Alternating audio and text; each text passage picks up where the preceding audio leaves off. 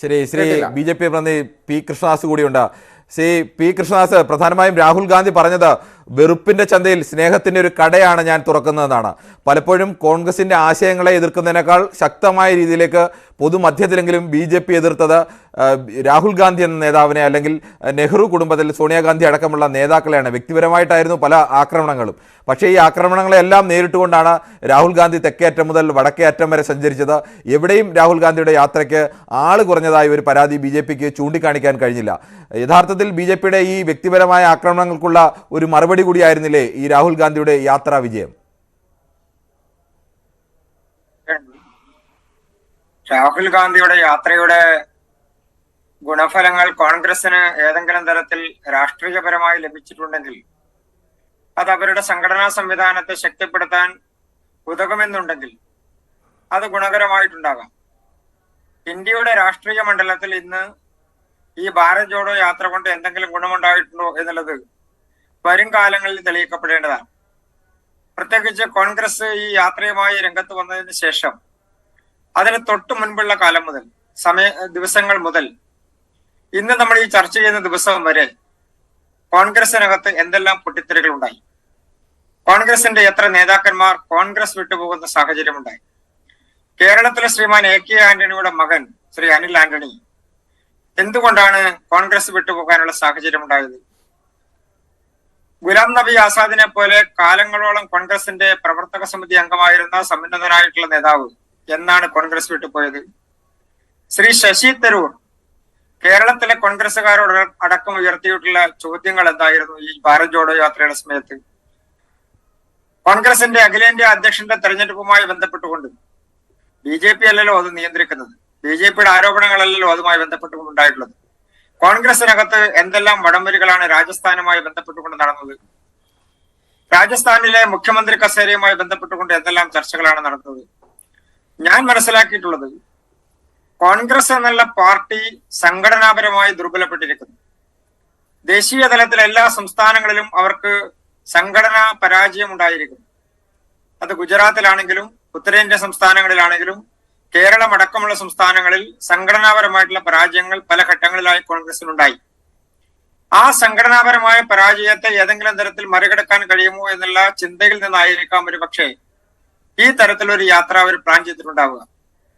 പക്ഷെ അതിൽ പോലും വളരെ വ്യക്തമായിട്ടുള്ള ഒരു ദിശാബോധം നൽകിക്കൊണ്ട് കോൺഗ്രസിനെ കൂട്ടിയോജിപ്പിക്കാൻ, കോൺഗ്രസിന്റെ സംഘടനാ സംവിധാനങ്ങളെ കൂട്ടിയോജിപ്പിക്കാൻ കഴിഞ്ഞോ എന്നുള്ളത് അവരുടെ AICCയും അതുപോലെ തന്നെ പ്രവർത്തക സമിതിയും ഒരു ചർച്ച നടത്തേണ്ടത് രാഷ്ട്രീയ സാഹചര്യത്തിൽ അനിവാര്യമാണ്.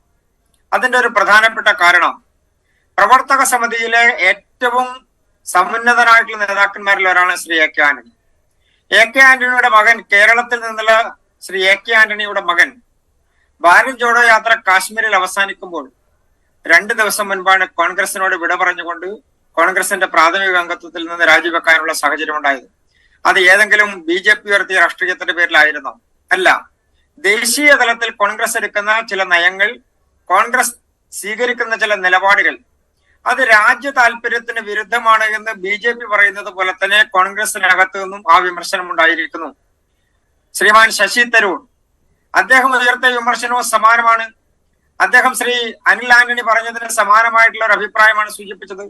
ദേശീയ തലത്തിൽ ഉയർന്നു വരുന്ന വിഷയങ്ങളിൽ ഈ രാജ്യത്തിന്റെ താല്പര്യത്തിനേക്കാൾ അപ്പുറത്ത് രാജ്യത്തിന്റെ നീതിന്യായ താങ്കൾ ഇങ്ങനെ അനുകൂലമായി കോട്ട് ചെയ്യുമ്പോൾ BJPയെയും RSSന്റെ നയങ്ങളെയും ഏറ്റവും അതിനിശ്ചിതമായി തന്നെ വിമർശിച്ചിട്ടുള്ള നേതാവ് കൂടിയാണ് ഈ തരൂർ എന്നത് കൂടി ഓർക്കണം. ശശി തരൂർ അങ്ങനെ പറഞ്ഞിട്ടില്ല കേട്ടോ. അല്ല, ഞാന് ശ്രീ ശശി തരൂരിനെ ആ ഒറ്റക്കാര്യത്തിൽ മാത്രമേ കോട്ട് ചെയ്യാൻ ആഗ്രഹിച്ചുള്ളൂ. അദ്ദേഹം BJPയുടെ വിമർശകനാണ് എന്നുള്ള കാര്യത്തിൽ എനിക്ക് അഭിപ്രായ വ്യത്യാസമൊന്നുമില്ല. അദ്ദേഹം BJPയുടെ വിമർശകൻ തന്നെയാണ്, കോൺഗ്രസിന്റെ സമുദ്രനായിട്ടുള്ള നേതാവ് തന്നെയാണ്, കേരളത്തിലെ ഏറ്റവും തലയെടുപ്പുള്ള കോൺഗ്രസിന്റെ നേതാക്കന്മാരിൽ പ്രമുഖൻ തന്നെയാണ്. അതിലൊന്നും എനിക്കൊരു അഭിപ്രായ വ്യത്യാസവും വിരൽ ചൂണ്ടിയത്. കോൺഗ്രസിന്റെ ഭാരത് ജോഡോ യാത്ര നടക്കുമ്പോൾ ഇന്നവർ പറയുന്നത് കാശ്മീരിൽ അവർ ദേശീയ പതാക ഉയർത്താൻ വേണ്ടി പോകുന്നു എന്നുള്ളതാണ്. കിരൺ ബാബു അടക്കമുള്ള മാധ്യമ പ്രവർത്തകരും അതുപോലെ തന്നെ ഈ രാജ്യത്തെ ജനാധിപത്യ വിശ്വാസികളും ഓർക്കുന്നുണ്ടാകും, 91, 92 കാലഘട്ടങ്ങളിൽ BJP ഏകതാ യാത്ര കാശ്മീരിൽ നടത്തുമ്പോൾ ശ്രീ മുരളി മനോഹർ ജോഷിയുടെ നേതൃത്വത്തിൽ ആ ഏകതാ യാത്ര നടത്തിയത് ജമ്മു കാശ്മീരിൽ ദേശീയ പതാക ഉയർത്താനുള്ള സാഹചര്യമില്ലാതിരുന്നു എന്നുള്ള യാഥാർത്ഥ്യം ജനങ്ങളെ ബോധ്യപ്പെടുത്താൻ വേണ്ടിയായിരുന്നു. അങ്ങനെ ആ ഏകതാ യാത്ര നടത്തി ലാൽ ചൗക്കിൽ പതാക ഉയർത്തി. ഇന്ന് ശ്രീ രാഹുൽ ഗാന്ധിയും ഞാൻ മനസ്സിലാക്കിയിട്ടുള്ളത് ലാൽ ചൗക്കിൽ ദേശീയ പതാക ഉയർത്തിയിട്ടുണ്ട് എന്നുള്ളതാണ്. അന്ന് 92 ജനുവരി മാസം 26 ലാൽ ചൗക്കിലേക്ക് ദേശീയ പതാക ഉയർത്താൻ പോയതിന്റെ സാഹചര്യം ഈ രാജ്യത്ത് കാശ്മീരിൽ സാധാരണക്കാരന് ജീവിക്കാൻ കഴിയാത്ത, അതല്ലെങ്കിൽ കാശ്മീരിൽ തീവ്രവാദികളുടെ അഴിഞ്ഞാട്ടം നടന്നിരുന്ന ഒരു കാലഘട്ടത്തിലാണ് ആ യാത്രയുമായി BJP രംഗത്ത് വന്നത്. ഇന്ന് ആ തരത്തിൽ ഏതെങ്കിലും ഒരു സാഹചര്യം കാശ്മീരുമായി ബന്ധപ്പെട്ടുകൊണ്ടുണ്ടോ? കാശ്മീരിലെ ജനത സൗകര്യമായി സമാധാനപരമായി തീവ്രവാദ സംഭവങ്ങൾ അവിടെ ഇവിടെയും ഏതെങ്കിലും തരത്തിലുള്ള പൊട്ടിത്തെറികൾ ഉണ്ടാക്കാൻ വേണ്ടി ശ്രമിക്കുന്നു എന്നുള്ളത് ഒഴിച്ചാൽ നമ്മുടെ രാജ്യത്തിന്റെ ഐക്യത്തിന്റെയും അഖണ്ഡതയുടെയും ഭാഗമായി കാശ്മീർ മാറിയിരിക്കുന്നു. കാശ്മീർ സംസ്ഥാനം മാറിയിരിക്കുന്നു. ഈ രാജ്യത്തിന്റെ ദേശീയതയ്ക്കൊപ്പം കാശ്മീർ മാറിയിരിക്കുന്നു. രാജ്യത്തിന്റെ സംവിധാനത്തിനൊപ്പം കാശ്മീർ മാറിയിരിക്കുന്നു.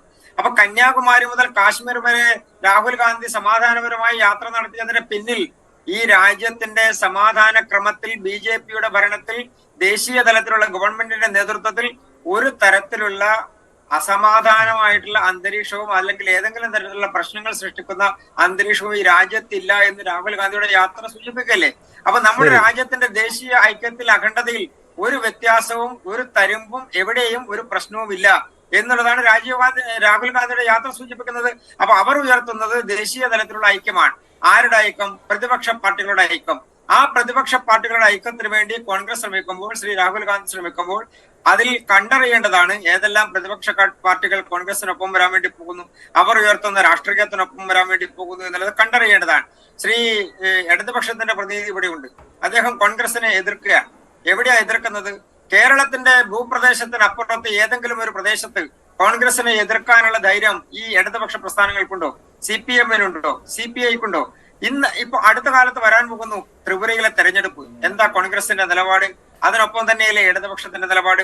അപ്പൊ കോൺഗ്രസും ഇടതുപക്ഷവും കേരളത്തിനപ്പുറത്തുള്ള രാഷ്ട്രീയത്തിൽ ഒറ്റക്കക്ഷികളാണ്. അവർ ഒരുമിച്ച് നിൽക്കുന്നവരാണ്, ഒരേ പാത്രത്തിൽ നിന്ന് ഭക്ഷണം കഴിക്കുന്നവരാണ്. അതുകൊണ്ട് കോൺഗ്രസിന്റെയും ഇടതുപക്ഷത്തിന്റെയും ദേശീയ രാഷ്ട്രീയം എന്ന് പറയുന്നത് സ്വാഭാവികമായും BJP വിരുദ്ധ രാഷ്ട്രീയമാണ്. ഈ രണ്ട് പാർട്ടികളും നേരത്തെ തന്നെ പ്രഖ്യാപിച്ചിട്ടുള്ളതല്ലേ മുഖ്യ ശത്രു BJP ആണെന്ന്. അപ്പോൾ ശക്തി കുറഞ്ഞ സ്ഥലങ്ങളിൽ അങ്ങനെ യോജിക്കുന്നതിൽ എന്തെങ്കിലും തരത്തിൽ തെറ്റ് കാണാൻ കഴിയും? അത് ഇപ്പോഴുള്ള ഒരു സംഭവം മാത്രമല്ല, എത്രയോ തെരഞ്ഞെടുപ്പുകളായി അങ്ങനെ നേരിടുന്നുണ്ട്.